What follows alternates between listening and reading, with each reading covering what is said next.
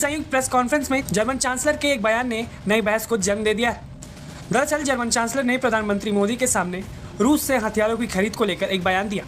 German chancellor Friedrich Merz ने कहा, Germany Bharat के साथ रक्षा औद्योगिक सहयोग को और मजबूत करना चाहता है। उनका कहना था कि इससे दोनों देशों को लाभ होगा और भारत की रूस पर निर्भरता भी कम होगी। जिसके बाद अब पूरे मामले पर भारत ने अपना रुख साफ शब्दों में स्पष्ट किया है। भारत की तरफ से विदेश सचिव विक्रम मिस्री ने भारत की स्थिति स्पष्ट की है। जर्मनी के चांसलर इंडिया में हैं और इम्पोर्टेंट बात यह है कि इंडिया और जर्मनी जो हैं वो जहाँ पे EU फ्री ट्रेड एग्रीमेंट की बात कर रहे हैं, जर्मनी ये कह रहा है कि हमारे पास सबसे जो सक्सेसफुल ग्रुप ऑफ इमिग्रेंट्स हैं वो इंडियंस हैं। भारत और जर्मनी का ये जो कोऑपरेशन है, पहली चीज तो ये है कि नई बात नहीं है, पास्ट में भी कोऑपरेशन ये हो चुका है, लेकिन इस बार ये एक अलग लेवल, एक अलग पिच ले रहा है, एक अलग फ्लाइट पाथ पकड़ रहा है। और ऐसा क्यों है ये जानना जरूरी है कि ऐसा क्यों है। दोस्तों, जर्मनी का एक पास्ट रहा है, जर्मनी का एक अतीत रहा है। आपको पता है कि सेकेंड वर्ल्ड वॉर के बाद जर्मनी को यह बोला गया था कि आपके पास फौज नहीं रहेगी, सिर्फ उतनी ही फौज रहेगी जिससे आप अपनी सुरक्षा कर सकें। Look, our approach on defense sourcing is driven entirely by our national interests. There are a lot of factors involved in that, and it is certainly not ideological. It is entirely driven by our interests. ये बात वो कर रहे हैं और it means कि वो कह रहे हैं कि और हमें इंडिया से लोग चाहिए। तो he is basically in India to get more Indians.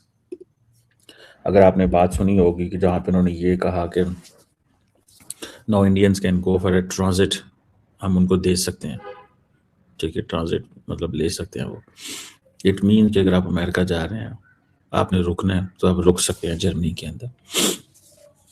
और जय हिंद दोस्तों, भारत में इस समय जर्मनी के चांसलर फ्रेडरिक मर्ज साहब आए हुए हैं और बड़े पॉजिटिव डेवलपमेंट्स दोनों देशों के बीच देखे जा रहे हैं। इससे न सिर्फ चाइना बल्कि पाकिस्तान भी बड़ा परेशान है, और पाकिस्तान तो मैं तो कहूँगा सबसे ज्यादा परेशान है, बिकॉज पाकिस्तानियों को लगता है कि जर्मनी या यूरोपीय देश में अगर जिस देश से भारत अपने रिश्ते अच्छे करेगा तो उतने ही इक्वल पाकिस्तान के रिश्ते खराब होंगे।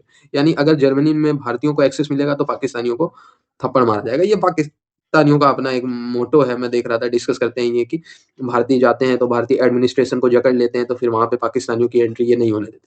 ये पाकिस्तानियों का मामला। पर आज हम जो डिस्कस करेंगे कि फ्रेडरिक मर्ज साहब ने एक बात कह दी जो भारत को थोड़ा बुरी लग गई। अब उनके मन में था या उनको उनकी विदेश मंत्रालय की तरफ से ये कहा गया था कि आप ऐसे बोले। उन्होंने कहा कि भारत और जर्मनी इस लेवल पे अपने डिफेंस प्रोडक्शन को ले जाएंगे कि भारत की निर्भरता रशियन वेपन पर से कम हो। तो इस पे भारत ने तुरंत जवाब दिया। हालांकि मोदी जी के सामने फ्रेडरिक मर्ज ने कहा तो मोदी जी ने गरिमा रखते हुए उसका जवाब नहीं दिया। बाद में MEA की तरफ से इसका जवाब दिया गया और MEA ने कहा, भाई हम किस देश से वेपन खरीदेंगे, किस देश में हम निर्भर रहेंगे, ये हमारा खुद का डिसीजन है। कोई जर्मनी हमें बताने वाला नहीं है कि हम क्या करें क्या ना करें। जर्मनी ने उस कॉन्टेक्स्ट को सही से डिफाइन नहीं किया जो भारत चाहता है जर्मनी के साथ करना। यानी भारत और जर्मनी मिलकर डिफेंस प्रोडक्शन कंबाइन करें, पर जर्मनी ये ना कहे कि हम रूस से निर्भरता कम करें। अगर ये आपको करना है तो आप शर्त में पहले ही आके भारत से डिस्कस कर लीजिए। भारत आपके साथ डिफेंस डील करेगा ही नहीं अगर आप रूस से वेपन पे भारत से सवाल जवाब करेंगे। सो बेसिकली भारत ने ये मैसेजिंग जर्मनी को दी। मोदी जी के सामने फ्रेडरिक मर्ज ने ये बात की, मोदी जी ने उसका जवाब नहीं दिया, या क्योंकि प्रोटोकॉल ऐसा होता है कि फिर वो अपनी बात रखेंगे, आप पहले से ही डिसाइडेड बात होती है आप करेंगे। तो ये भारत ने जवाब दिया और भारत के जर्मनी के रिश्ते अच्छे हो रहे हैं, जिससे पाकिस्तानी जले।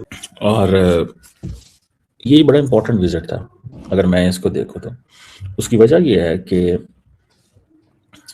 ग्लोबली जो पावर पॉलिटिक्स चल रही है वहाँ पे अगर आप देखें तो जो जर्मन चांसलर का वहाँ पे आना और इंडिया के साथ खड़े होना और कहना कि ग्लोबल सिस्टम में तब्दीलियाँ आ रही हैं, हम जो फंडामेंटल वैल्यूज़ हैं वो उनको हम शेयर करते हैं, ठीक है जी, हम जर्मनी इंडिया के साथ ताल्लुकात को मज़ीद एलिवेट करना चाहते हैं। और सबसे इम्पोर्टेंट चीज़ ये है कि ये उसका पहला एशिया का विजिट है and he came to India. सुनने में तो ये भी पता चला था कि he wanted to go China as well but he couldn't go. He wanted to go China but he could not go. वो चाइना जाना चाहते थे लेकिन वो नहीं गए वहाँ पे, या उनको रिसीव नहीं किया गया, तो ही केम इंडिया एज वेल। ये बात मुझे रिसेंटली पता चली थी कि जर्मन फॉरेन मिनिस्टर जाना चाहते थे और ये मीडिया पे रिपोर्ट हुई थी बारे, ये मैं खुद से नहीं कह रहा कि नोबडी वाज वेलकमिंग हिम। और सबसे बढ़ के ये है कि वो जो इंडो पैसिफिक जिसके बारे में आजकल कोई बात नहीं कर रहा, वो कह रहे हैं कि ये फिर हमारी हाई प्रायोरिटी है। और इंडिया और जर्मनी जो है they are working shoulder to shoulder कि जी हम घाना, कैमरॉन, इधर भी वो बेसिकली जॉइंट प्रोजेक्ट्स करना चाहते हैं। तो आप यहाँ से ज़रा अंदाज़ा लगाएं कि जो ये चीज़ें जो हैं कि किस डायरेक्शन में जा रही हैं। और दूसरी बात यह है कि वो कह रहे हैं कि जर्मन यूनिवर्सिटीज़ यहाँ पे लेके आएँ, जैसे बरतानिया को कहते हैं कि यहाँ पे इंडिया के अंदर यूनिवर्सिटियाँ लेके आएँ, सिमिलरली जर्मन यूनिवर्सिटी भी इंडिया के अंदर लेके आएँ।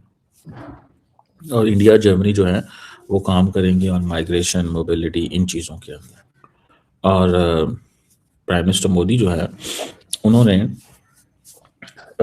इस मामले में देखा है कि दे आर मूविंग थिंग्स, ठीक है ना जी।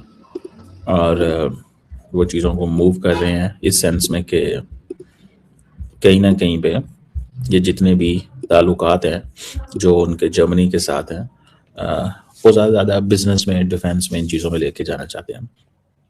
टेक्नोलॉजिकल पार्टनरशिप, मजबूत इकानमी होगी, ये होगी, वो होगी। और अब लेकिन सवाल यही पैदा होता है कि जो अमेरिकन कहते हैं क्या कि मल्टीलैटरलिज्म की बात कोई नहीं, यूनिलैटरल बात है। इसमें इंडिया और जर्मनी का एक ही दुख है और वो वही है जो फ्रेंच प्रेसिडेंट का दुख था कि यार ये हमारे अच्छे दोस्त हैं, इन्होंने हमारे साथ क्या किया, ये हमारे अच्छे दोस्त हैं, ठीक है। मतलब आप जस्ट सिर्फ इससे आप इमेजिन कर लें कि ये हमारे अच्छे दोस्त हैं, ठीक है जी, और कि ये हमें जिस अंदाज से हमें ट्रीट कर रहे हैं कि हम मल्टीलैटरलिज्म की बात करते हैं, वो यूनिलैटरलिज्म की बात करते हैं। हम मल्टीलैटरलिज्म की बात करते हैं, वो यूनिलैटरलिज्म की बात करते हैं।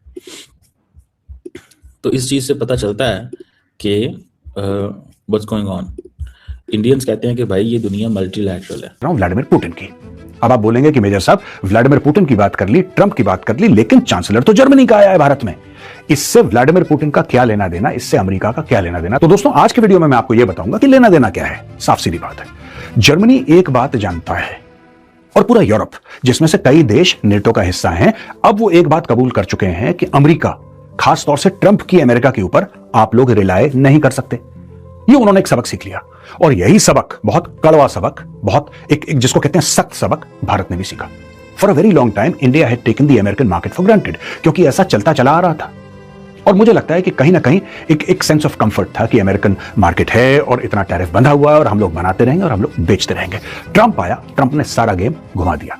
बीच में भारत की इकोनॉमी जापान से आगे निकल जाती है। अब भारत के ऊपर रह गए 3 देश, सबसे ऊपर अमेरिका, फिर चाइना, फिर जर्मनी। लोग कहते हैं कि 2028 तक भारत जो है वो जर्मनी से आगे निकल जाएगा और भारत बन जाएगा दुनिया की सबसे तीसरी बड़ी इकोनॉमी। अब जर्मनी जब यह जानता है कि अमेरिका से ज्यादा उम्मीद नहीं लगा सकते, और चाइना तो वैसे ही दुश्मन है, राइट, चाइना के साथ ट्रेड व्रेड सब है, लेकिन सब लोग जानते हैं कि चाइना क्या करना चाहता है। चाइना पूरे की पूरी सप्लाई चेन जो है उसको डिसरप्ट करना चाहता है, इकोनॉमी को, I am talking about the European economy, right, उसके अंदर इतना ज्यादा घुसना चाहता है चाइना कि उसके बाद कोई मतलब, you see, everything becomes then dependent totally on China. That is what China wants, complete hegemony, economic hegemony in Europe. That is what China's aim is. तो फ्रेडरिक मर्ज जो कि जर्मनी के चांसलर हैं, वो आते हैं भारत। और दोस्तों अब ये बात करते हैं सबसे बड़ी जो डील हुई है, perhaps one of the biggest deals in recent memory, और नेवी की इतनी बड़ी डील मैंने सुनी नहीं एक साथ होती हुई। ऑफ कोर्स एयरफोर्स की हो चुकी है जो राफेल की डील है, लेकिन जो नेवी की डील है $8 अरब की डील हुई है, जिसमें कि 6 सबमरीन्स जर्मनी भारत को बना के दे। This will be a joint venture between India and Germany. और थाइसनक्रुप मरीन सिस्टम्स एक जर्मनी की कंपनी है जो भारत की कंपनी के साथ मिलकर 6 सबमरीन बनाएगी। दोस्तों अब मैं आपको बताता हूं ये सबमरीन कौन सी है। Project 75I is the Indian Navy's flagship program for building 6 modern diesel-electric submarines equipped with fuel cell-based air-independent propulsion, advanced sensors, torpedoes and missile systems। अच्छा, इसमें ट्रांसफर ऑफ टेक्नोलॉजी की बात है, डिजाइन ट्रांसफर की बात है, and creating a domestic submarine manufacturing ecosystem, इसकी बात है। जर्मनी एक वर्ल्ड लीडर है सबमरीन्स में। और दोस्तों ये भारत ने जो सबमरीन्स की डील साइन करी है, क्यों करी है? इसमें पाकिस्तान का फैक्टर बहुत कम है, ना के बराबर। Pakistan navy is literally non existent. दोस्तों मैं कभी कभी मजाक में कह देता हूं they have a few fishing boats, तो पाकिस्तानियों को बुरा लग जाता है, but that's true. Pakistani navy is hardly a force to reckon with. लेकिन पाकिस्तानी नेवी को लगातार दर लगातार तगड़ी कर रही है चाइनीज नेवी। जिसको हम people's liberation army navy, PLA navy बोलते हैं, राइट, वो बहुत कुछ सप्लाई कर रही है पाकिस्तान को। और उसका एम क्या है? उसका एम ये है कि जब वो भारत